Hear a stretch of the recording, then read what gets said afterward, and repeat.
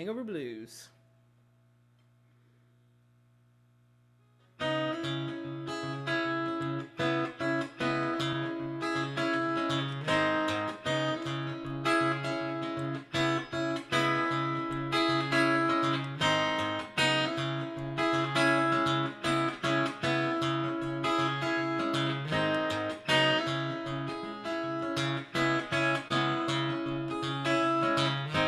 Woke up this morning feeling bad. Had the worst hangover that I ever had. I know that my baby had it going on. And if I did it all over again, I'd do the same damn thing anyhow. And if I did it all over again, I'd do the same damn thing anyhow. Yeah.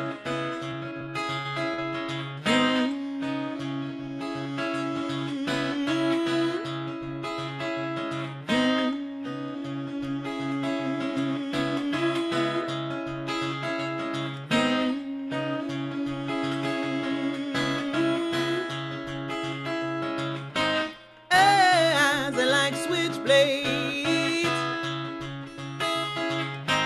breath of cigarettes. Lord knows I'd like to look, but I was scared today. I know that my baby had it going on. Yeah. You had my hands and knees and loins shaking, rendered speechless every time.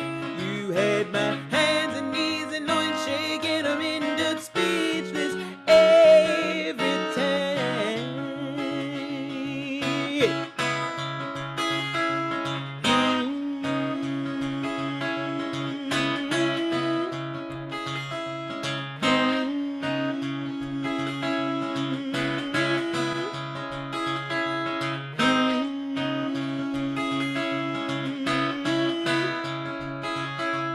I know that my baby had it going on.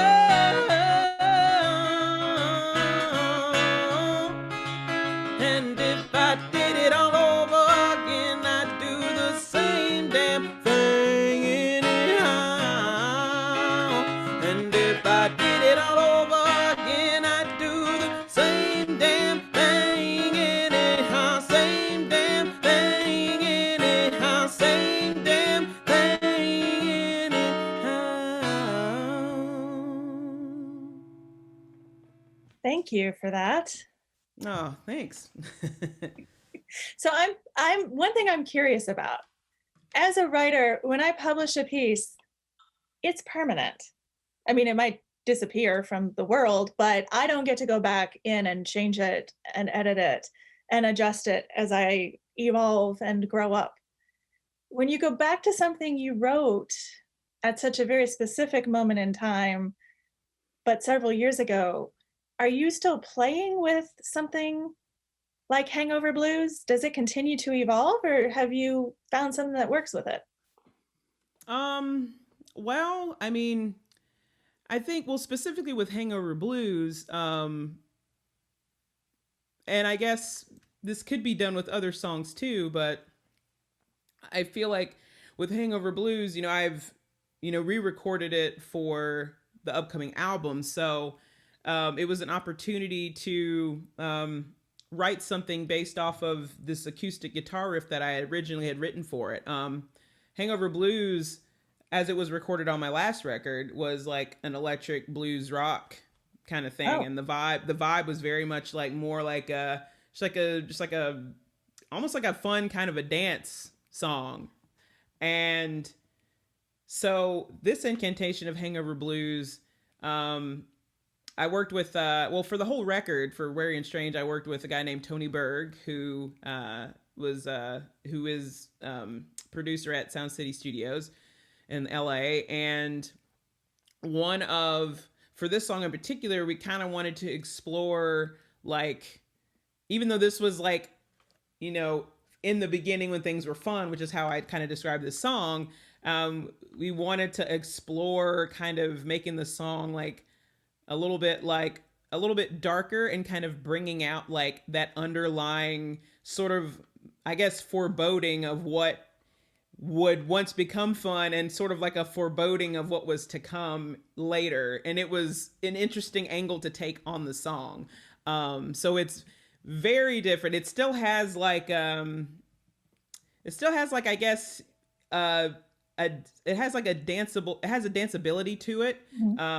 There's like this kind of like really like strong like kick drum that kind of moves things along, but it's definitely you know, I guess a remixed version of the song, if you will. So but normally I would say, as far as like live performances go, I think with recording there's a lot more freedom to like explore other ways of doing a song. But for me, when I'm performing live, usually when I'm performing, you know, by myself, I pretty much do the songs the exact same way most of the time. But there's also the ability, like, you know, if you bring in other players, to like try something else and try something new. So the song can sound different, you know, in a different performance. So yeah, I mean, I guess as far as the recording goes, it's similar to like when you publish your work, like that's it. That's kind of how it is with, specifically with recording. Like once you record that song, it's not to say that you can't like re-record it later or play it differently live, but in a way it's like that is whatever that recording is, that's what that is, which is why it's taken me like 2.5 years to do this record, because it's like whatever I'm putting on this record and putting out into the world, like this is going to be for a lot of people the first time that they have even heard of me, because this album is going to have a much bigger reach than it has in the past because I've been self-releasing. So this is like every note and every note and every word counts.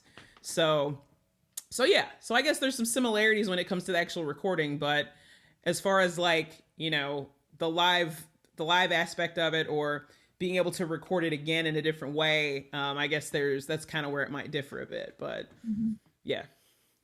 Yeah. Well, it sounds like that song has taken quite a journey. It has, yeah. It's That has been to be. five. Yeah, absolutely. Yeah, Yeah. it's definitely had its own journey for sure. So Yeah. Well, the other thing I hear you singing about quite often is loss, or specifically loss of people, loss of relationships. yes. Yes. How has that figured into your development as an artist? Um, I would have to say that I definitely have issues with abandonment and a fear of rejection. That's something that I'm still working on. That I'm much better at handling that now, um but yeah, that's been a big sort of a big that's been like a big part of my, I guess if you want to say it's like a fear or a personal fear of mine, or a hang up, or a psychological thing, however you want to, you know, describe it. But yeah, mine would be fear of rejection and abandonment. Because at a, you know, at a young age, you know, while I was, you know, my family, we were, you know, the only black family, or one of 3 black families a in a white suburban conservative Christian area. And we were also grew up, we were like secular. We didn't really go to church. I mean, we believed in like being good people and treating each other well, and, you know, in some sort of like, there's some sort of entity or something bigger than ourselves. Like there was this general idea of that, but, you know, other than that, it was, you know, for all intents and purposes, it was a secular household. So there was just, you know, this sort of as I got older and got into my teenage years, there was this sense of feeling like I didn't really belong. And and also it was something that also affected my parents as well. So it kind of affected us as a family, being in this space of not fully belonging, but trying to, and we all dealt with it in different ways. Um, I would say that the abandonment really came in is, when my mom committed suicide when I was 17. So there was this idea of like, and nobody's, no, I mean, obviously nobody saw this coming, but it was one of those things where it's like, okay, well, I'd already dealt with being rejected by my peers. And I eventually, of course, like I ended up going to an art school in my last 2 years of high school and was able to finally be around other like, kind of weird, quirky kids. But that fear of rejection kind of just stays with you. And then on top of that, it was like, okay, well, not understanding how, suicide, I guess, the psychology of suicide at the time, I didn't understand it. So in my mind, it was like, well, if my own mom won't even stay around, then why would anybody else? So then there was this, there was this period of time where I just was like, other than my dad, I didn't have any close relationships with anybody for several years. I always kept a distance and arm's length. Um, so meanwhile, in my late 20s, when I made the effort to like, I want to have personal relationships, and during this time where I wasn't having personal relationships, I laid the groundwork for like where I am now. Like I did something constructive with my time alone, but in the interim, what happened is I didn't develop like those meaningful personal kind of skills, and that contributed to my social anxiety. So by the time I started dating and hanging out with people, I got in a couple of not great relationships, and I picked them and stayed in those relationships because I still hadn't really I hadn't really like recognized my own value and my own worth and what I deserve in a relationship. So, I had these moments where I was just like in emotional turmoil because I, felt like if a person likes me, then that means I have to hang on as long as I can because no one else is going to like me after this person. Like, again, the rejection and abandonment being the backdrop for like a lot of my decisions when it came to other people. So yeah, it ends up, the songs come from that, that fear of, being alone or not being lovable or whatever. And, it's taken about, you know, 4 years of therapy to unpack and work through that stuff. And, yeah, and it's always going to be a work in progress. I mean, anytime you have some sort of trauma happen in your life, um, there's always this mitigating of your feelings and emotions, and reminding yourself that it's okay to not be okay, and to allow yourself to process these things. And if you're feeling a certain way, to sit with it and let it be and not resist it. Yeah. So anyway, that's just been, something again I've been working on for a while now. And I've been in a really great relationship for the past 3 years, and I've learned so much about, like what I deserve, and the value that I have, and that, and being able to be okay if, I don't get something, or if I get rejected, or if someone, doesn't end up being in my life anymore, like being okay with whatever that outcome is, as opposed to connecting it to, am I worthy or not? So anyway, Mhm. that's been a whole thing, but that's what Wary and Strange is about. It's that feeling of, you know, where do I belong? Who's going to love me? Who, all that stuff. So yeah. Yeah. Well, I think that leads us straight into your next two songs.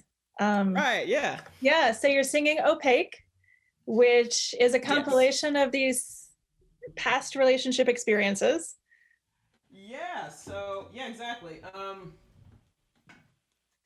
There is, I would, what I can say about this song, without giving too much away about the person. It's really about, I guess, the best way to describe it, I think, would be, um, there are some people that look for people like me who was having issues with rejection and abandonment and had that vulnerability. And some people find other people like that, and then treat them in such a way where they know that even if you don't treat them well, that they probably won't leave. And it's an unfortunate thing that there are some people that are just that, insidious. Because I've been in also a relationship where, you know, myself and the other person was a complete mess, and there was nothing calculated. It was just we were both a mess. But then you have another situation where a person like seeks this out in people and will come across as the most loving person, that makes you feel like you're the most special person in the world, and that it's a privilege that they want to be in your life, and they kind of set this all up. But then meanwhile they do something terrible, and then you're left feeling like, but wait, I thought I was special. And then that person could come back and be like, oh, I'm sorry, it'll never happen again, and then everything's fine, and then it just keeps happening. So yeah, that's kind of what happened in this particular instance. And once I finally left the situation, I came to the conclusion that this person is obviously in pain, but they will more than likely never get help. And yeah. I have to walk away because I know someone has been dealt a really bad hand, doesn't mean that I deserve to be dealt a bad hand by them. So, yeah. Okay.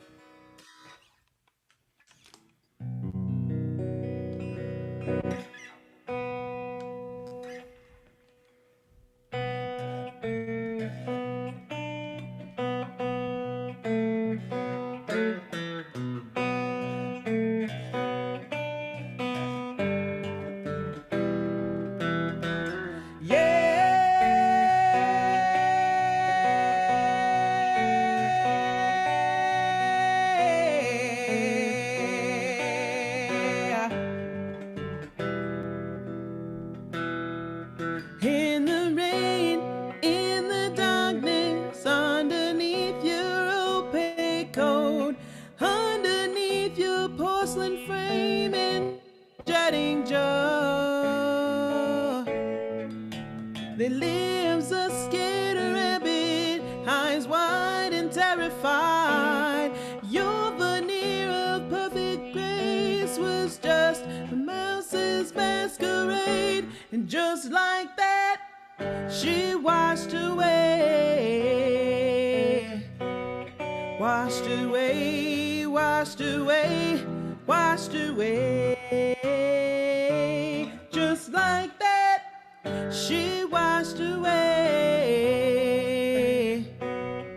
She came crumbling down and washed away.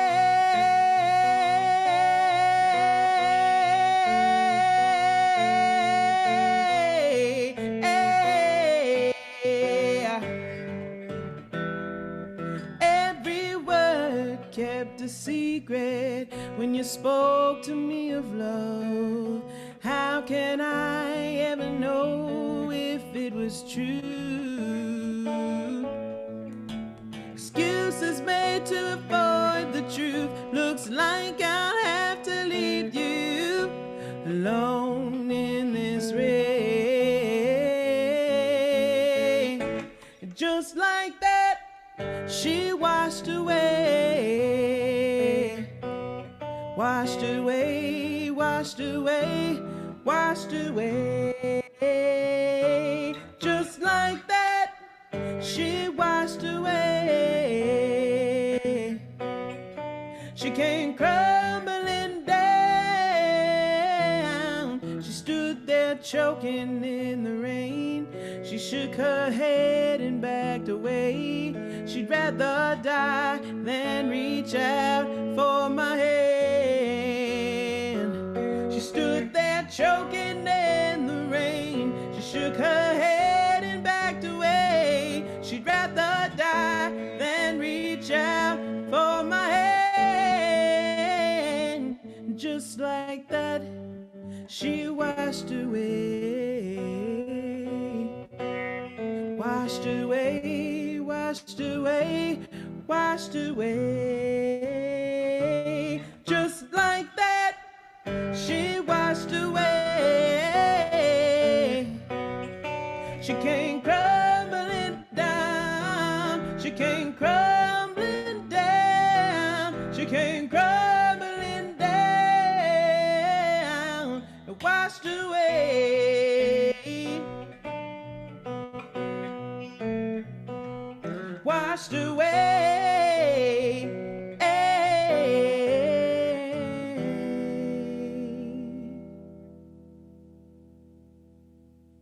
So powerful.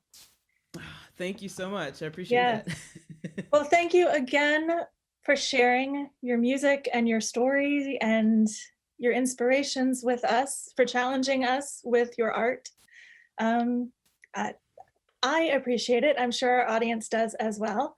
And thank you again to our audience for tuning in. Our guest for this evening has been Amythyst Kiah. I hope you have loved her music as much as I do. She has a forthcoming album. It's called Wary and Strange, and you can keep up with news about that, as well as her touring schedule if the world ever tours again. Yeah. She has a website. It's amythystkiah.com. You can also find her on Twitter and Facebook and Instagram and all of those other usual suspects. Her handle is Amythyst Kiah. So easy to find. Be sure to follow her. We're also so grateful to you for tuning in and hanging out with us this evening. We hope you have enjoyed yourselves. And we also, once again, need to thank the sponsors of these landmark sessions, our partners at Blake Street House and the presenting sponsor, University of Arkansas for Medical Sciences.